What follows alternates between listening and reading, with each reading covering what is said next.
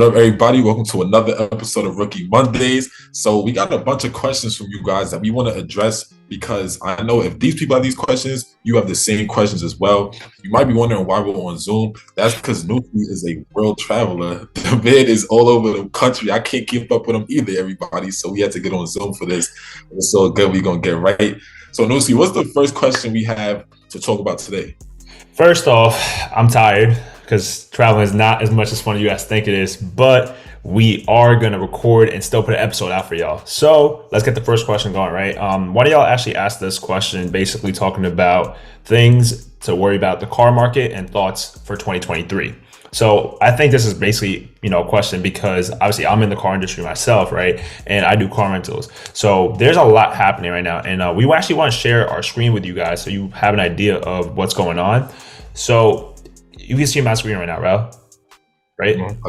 Oh. All right, so there was actually a tweet that came out and said that used car prices are continuing to crash, right? Year-over-year change came in at about 10.4% in October. This is the worst since December 2008. So everyone likes to compare what's going on to anything right now, 2008, right? Everything's a bubble, everything's gonna crash, blah, blah, blah. But this is actually pretty serious because we talked about this on an episode way before anyone was talking about it, right? And not only are used car prices going down, there's another pretty cool article. So new car prices are going down as well. Okay. And I started to notice this in my own business, bro, because I was checking out cars to buy. When you see a Honda Accord going for $38,000, that's when you know things are not going well, right? Because I was actually able to buy a Mercedes-Benz for $40,000. So just compare that, and it's a fully loaded too. Just keep that in mind. So that's some things to consider. Now, do I think market's gonna go down? Yes. It was too inflated. People had all the money in the world, and that's why car prices were going up, because if people have money, people are gonna spend it on things. People like to spend on cars. So that's why a company said, we're gonna increase car prices. It made perfect sense. You said what? And it went in with the chip shortage as well. Exactly. The chip shortage was absolutely going crazy, right? So all of it made sense. The demand was high, supply was low. Boom. It's very simple when it comes to car prices. So do we see it coming down? Yes, we do see a car coming down. And can you actually still buy a car? Yes. Just make sure you actually negotiate, because you have the power to negotiate if you're smart and you have a good credit score. So that's why credit score is very important. I won't spend too much time on this. However, I would like to say, if you are looking to buy a car versus renting a car, if you're a car owner and you want to rent out your car on platforms like Turo, it might make sense because the same thing as housing prices go. Yes, buying a house is expensive, but people who own a house and are renting it, they're living large right now. Same thing in my business. People who actually own a car and renting it to people, we're doing really well, because if prices of a Honda Accord are $39,000, you're going to want to rent a car rather than buying one. So that's my little 2 cents. Yeah, and I want to just add to that just a little bit, just to, talking about the car industry. A used car retailer, Carvana, I might have heard of that company. It's an online used car retailer. Their stock plummeted on Friday on earnings, which shows that investors are bearish, which means that they have a very bad outlook on their future. They sold it off. That stock plummeted 38% in one day. One day, in value. So it kind of shows you they see that industry as something that is like kind of something to stay away from. It's crashing. The used car industry is crashing. So exactly, bro. That's a fact. Let's switch it up. So CJ asked the question. He said 3-2-1 buyback mortgage. So I think I'm gonna assume here. Sorry for that one. I'm gonna assume here that he's asking what this actually means. So let's just go to it, right? We actually were doing our research on this way back before to understand everything about real estate and how it works. It's very simple, right? Basically, it's saying that when you have a house and you're looking to buy it, right, you have to pay interest on the house. Let's just assume the interest rate is 7%. What 3-2-1 is saying, that with this program, your interest rate is going to be reduced by 3% in your first year, 2% in your second year, and then 1% in your third year. And after those 3 years, it goes right back to 7%, which was your actual interest rate, because now you owe that to the lender. It's very simple, right? It works pretty cool because if you are someone who wants to pay off credit card debt, if you're someone who has to pay off school debt, et cetera, this program might make sense for you, right? Because Now you get to save some money on interest and you get to put it right back into your debt that you're trying to pay off, and you can still own a home. I will say though, the only thing you want to consider as a down or con of this whole process might be you might be purchasing a home based on what you think you could afford because the interest rate is so low and your monthly payments are low. So you might be like, yo, I could afford this. I'm only paying 4% interest in my first year. Just keep in mind the actual interest rate is 7%. So you have to budget for that. It's not like ARMs. Like if you go down here in Investopedia, literally read it, right? It is not a part of ARMs. So it's not an adjustable rate mortgage. It's not going to keep on switching for you every 2, 3, 4 years. That's not what it does. And you could buy it on your primary home and on a secondary home. You could not buy it as an investment property. We do not here on Bag Talk like to say, yo, finesse the game. Please do not finesse the game. Please do not try to act up and try to get your way around the law. Follow the rules, play within the rules, know the game, understand it, and then execute on it. In terms of qualifications, Ral and I were looking this up. Honestly, as long as you actually have good credit score, you could talk to your lender about it and see if they offer this program. It works pretty much like buying back discount points on your mortgage. So it's definitely something to consider. A lot of people don't talk about it because they don't know about it. But we got you here on Bag Talk. Yeah, bro, I completely agree. It's a good method for people that's looking into real estate, y'all. Like they said, it's for people to be helped with who need to afford a house, who are struggling to afford it. So it'll help you out. Check it out. That's a fact. I'm gonna stop sharing really quick because then we have one question from Max Gilberg 1. So strategies / risk / things to think about when changing jobs during a recession. Yo, y'all not watching our videos, bro? What's going on? What's going on with y'all? Rel, I'm gonna give it to you, bro. What you think? Yeah, for this one, man, oh my gosh, I think you need to really separate yourselves right now because as we said, the job market is getting extremely scary. You see unemployment is starting to pick up a little bit. Understand that when it comes to these rate hikes that the Federal Reserve is doing, it takes between 6 to 9 months to really settle in, right? It's going to take some time to feel the burn. So everybody expected this recession in 2022, but right now the numbers are okay in 2022. Honestly, what the Fed is doing with raising interest rates is going to really hit the economy more so in 2023. That's when you're going to really feel the burn. That's when unemployment is expected to pick up. That's when it's going to get extremely scary. So for you who's trying to hold on to a job, what you need to do is see what are the holes in your workplace. Where does your boss continuously say like, yo, we need people to do this better? It's just like in sports. Like if you sit in the bench and your coach is always talking about, man, I need people to rebound. What do you think you got to do in practice? Show him that you want to go and rebound every single play, because then he'll put you in the game. It's the same thing in the workplace. So I would say find ways to separate yourself right now, because they're gonna be doing layoffs. Honestly, expect it. And I would also say to learn a skill. Learn a skill because God forbid your boss does lay you off. You just gonna fold and just die? Like what you gonna do? Mm-hmm. You gotta have a skill that can print money for you. Because this is the thing, when you give them permission to feed you, you're also giving them permission to starve you. Y'all might have heard that before, right? So find a way to be self-sufficient. That's my advice.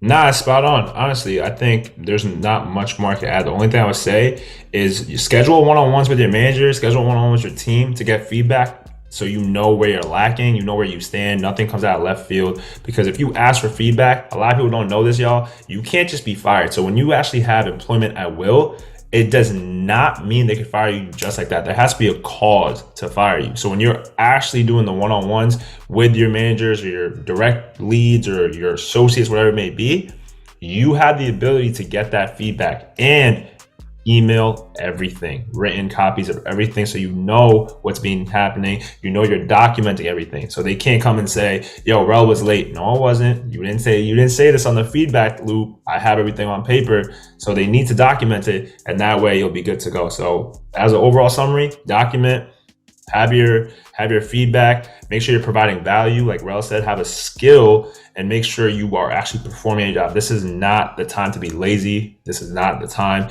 to be sleeping in. This is not the time to be doing the least. You want to be doing the most. So that's what I would say for that question. Rel, I know we have one question from Bad Talk as well on their page, right? So what was that one?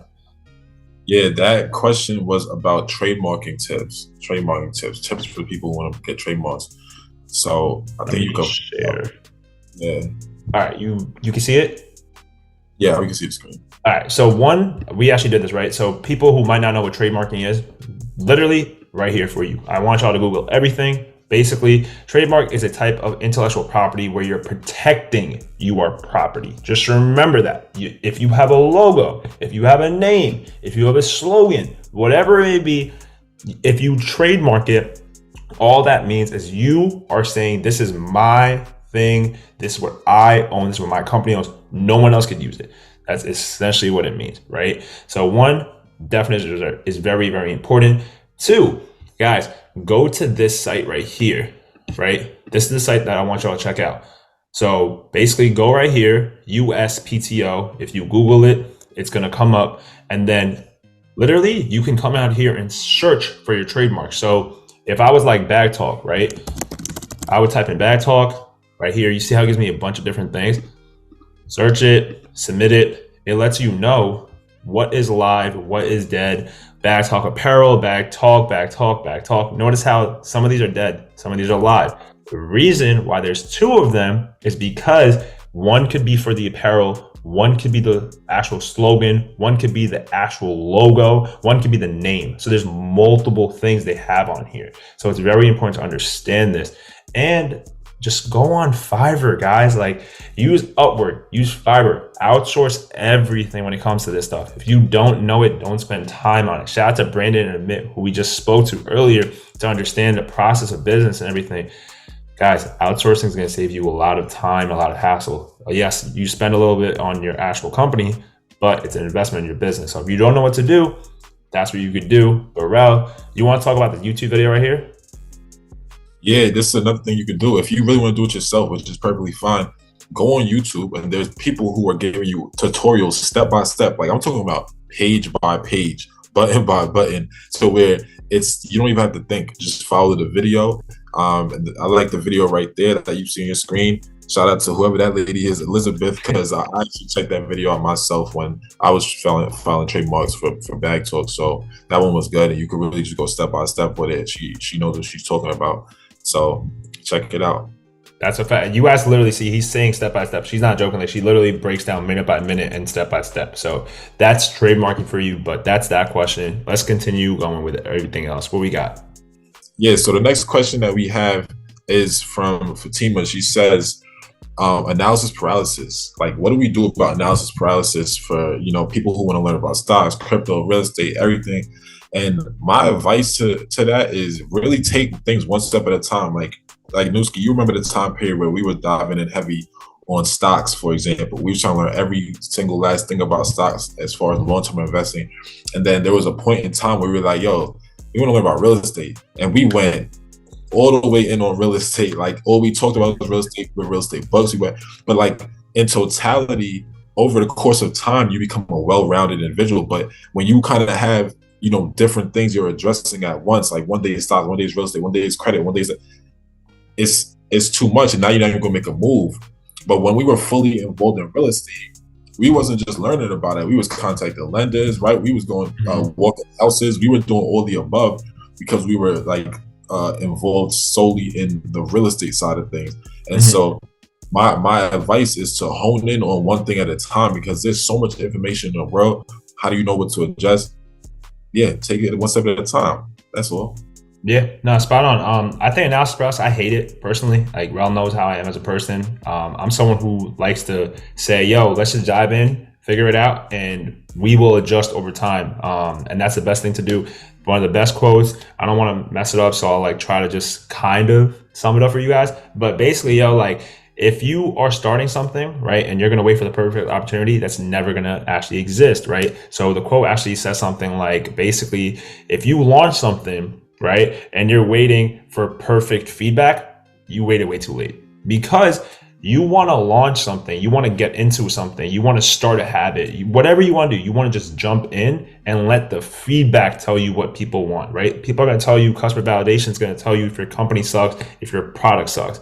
If you're getting into stocks or real estate, you might take a loss, but it's all good. You're going to adjust. We're humans. We're bound to adjust. So Rel said it perfectly, just execute. Just execute. Give yourself credit. You will figure it out, like Newski just said. And the next question we have is from Tim. He asks, "What are the top 3 apps people should download when they want to start investing?" And I'll suggest like a couple. I think Acorns is good because Acorns is an app where they actually invest for you. So people who don't know anything, especially, is good because they know stuff, right? They have it's called a robo advisor, which is when you put your money and then it automatically invests it for you. Okay. And it also allows you to reinvest your change. So if you spent $29.70, they're gonna round up. So that 30 cents difference, they'll invest it into the stock market for you. You can even 10x it. So it's gonna multiply the change by 10. So they'll invest $3 for you instead. So it's a good tool. I use that as well. And make sure you check out our episode because we have a tutorial on it on this channel actually. So definitely look into that. That's one I would say. And then I would also say for beginners, Robinhood is another good one because Robinhood is basic. It's such a good interface for people who never invested before. It's solid. So everybody know about Robinhood, but don't knock it. They have great customer service and don't listen to the rumors about, oh, Robinhood is bad. Like, no, stop. It's solid. Yeah. Don't worry about it. Yeah, that's a fact. Speaking of interface, I literally do this for a living as well. Like I know a lot about interfaces, and Robinhood interface is actually really good. There's a reason, if you notice, Square, aka Block, follows the same interface as the graph, where you're like using your whole finger to do the arrow. Where do you think they got that from? You know what I'm saying? Venmo, where do you think they got that from? It's the same interface. So Robinhood's dope. I would just like to add on some actual like big institutions. So if you really, really want a robo-advisor, Wealthfront is dope, Ally is dope, and Fidelity is dope, right? Like I know you said 3, but I would say like super beginner, Acorns is dope for you, and so is Robinhood. But if you want advanced, like Fidelity, Ally, Wealthfront, they do the same thing. Super nice interface as well, super clear. Customer service is dope. I like them a lot. And robo-advising is really good if you don't know what you're doing, and that's perfectly okay. Not everyone needs to master the investing game, so I would recommend all of them. I completely agree, bro. Another thing he asked is how fitness correlates with success, and we actually posted something about that. Yeah, these people don't be watching our stuff. I'm convinced. I'm convinced. Tim be tapping it though. Tim probably seen it, but he probably missed that. But there was a stat. I don't remember the percentage, to be honest. You remember the percentage on? Honestly, try to look. I'm actually about to go to our reel right now. Let's see what we got. Yeah, because while he pulls that up, there's a correlation between working out and actually how much money you end up making. You make more if fitness is involved in your life as opposed to not. And I think the reason why that is because when you work out, you feel good, you perform better, you're probably better at your business. Overall, people who work out tend to be driven, right? So they're probably going to be more driven as far as all their pursuits in life. It's a character trait. If you're consistent at working out, it shows a lot about your character. So it's actually right here. Basically, I don't know if you guys can read this now. I'll read it for you. On average, exercising at least 3 times a week leads to 6% higher salary for men and 10% higher salary for women. So there's nothing else to add. I won't even say a word. Data says it all. Exactly. So definitely make sure fitness is a part of your lives. And just also, he said, why multiple streams of income can become a problem, but also be a necessity. Okay. Shout out to you, Tim, for asking these dope questions. Appreciate you, bro. But so I actually just shared this video because I was, funny enough, I just came from working out and I was talking to my boy CJ about this. So shout out to you, CJ. He asked the question too. But there's this dope video. Hold on, let me see if I can pull it up. One sec. So, billionaire recession advice: stop investing like this, right? Alex, I don't want to say his wrong. Hormonzi, whatever his name. Shout out to you, bro. But he's dope, right? So basically, in this whole video, he was talking about how people like to do so many different things, 86 different businesses, right? And that's not a number I'm making up. His friend literally had 86 different businesses, and he was making 8 figures. But that's a lot of money for people. Alex came out and said, if you just focused on one business, how much do you think you would make? He's like, I would easily make 9-10 figures. So why don't you do it? That question changed his entire life because he asked that question. He executed on that question. He shut off all his other businesses, focused on one business, and he makes more money from one business than he does from 86 others. Moral of the story, stop trying to do so many different things, right? Yes, it's important to have different sets of money. Completely understand, right? But You want to have that 1 or 2 things, I would say max, that you really are honing in on. And Dave Ramsey actually said it himself. So Stephen Graham, if you guys don't know who he is, I'll type in for you. Wow, that's how you know I'd have my search history going crazy. So basically, 4.11 million. He actually had Dave Ramsey kind of figure out his investments for him. Bro, I don't know if you knew this. He invests 85% of his money in real estate, right? And the 15% is in other things like stocks and businesses. Dave Ramsey asked him a simple question. That changed his entire life. The question was, where do you rank your knowledge the most? What do you have the most knowledge in? He's like, real estate. He's like, how much? He's like, 85%. He's like, okay, so you're doing everything perfectly fine. Once again, moral of the story, focus on something you're really good at, and then the rest of it will just work for you. So it's important to have other things going for you, but Rel and I are stock market investors long-term, but do we really look at everything we're doing every single day? No, passive, right? Car industry, I'm honing in on that. And bag talk, I'm honing in on that, right? I have other things I do on the side as well, but that right there, those 2 are my main hustles. So that's my thing. Don't go crazy on it. Just focus on 2 things, bro, and you're gonna get it.